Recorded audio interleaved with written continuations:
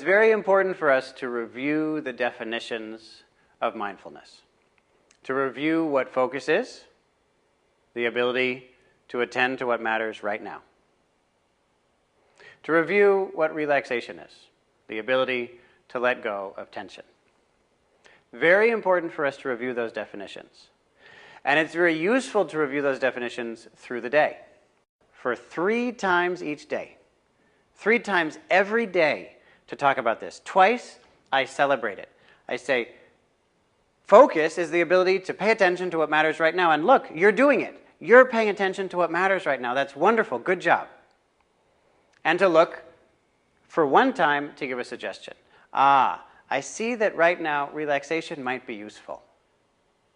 You have the skills to relax, and I empower them by inviting them to make use of those skills in a way that they might not have thought of without my support. And it's important that we do that repeatedly every day. One of my favorite things when I'm talking about the definitions of mindfulness is to ask the students what the definitions are. Because sometimes they say something different that's better than what I say about it. Oftentimes I'll ask them, can I quote you on that? That was really smart. That's exactly right. I should talk about it that way. And I love to have that engagement, to invite them to give me information about mindfulness. This engages them at a level that my descriptions cannot. What is the ultimate point of this program?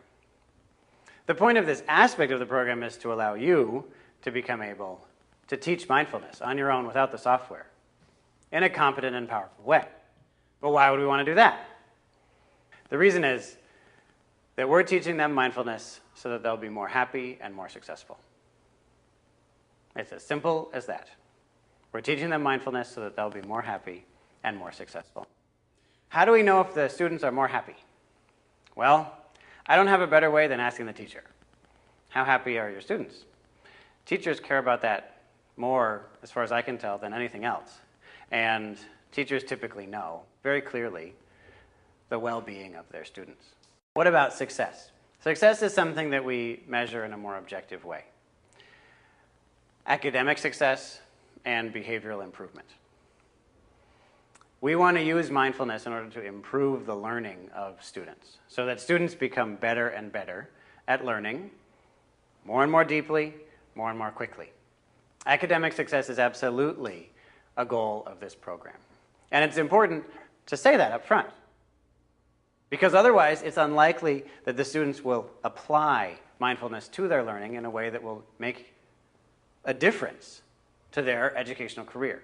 And it's also unlikely that we as teachers will ask them to do that, unless we say up front that this is a goal. Behavior also. We want to use mindfulness in order to improve behavior. There are many situations in school, in life for young people, that are very challenging.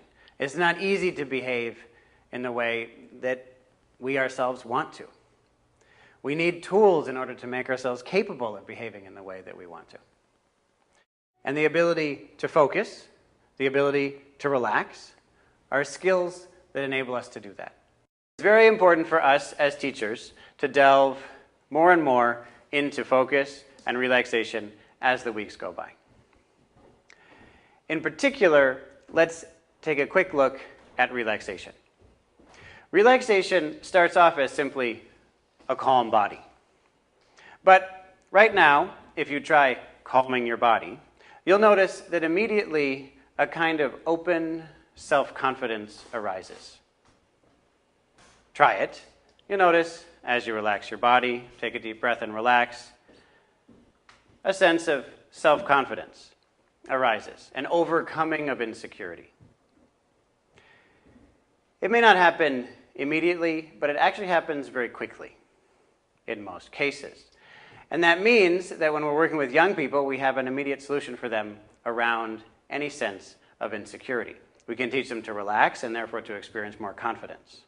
When they experience more confidence, their behavior will improve. For most kids, there's a negative cycle. There's a vicious cycle. A sense of insecurity results in acting like someone who they're not. which results in more insecurity, which results in acting like someone they're not.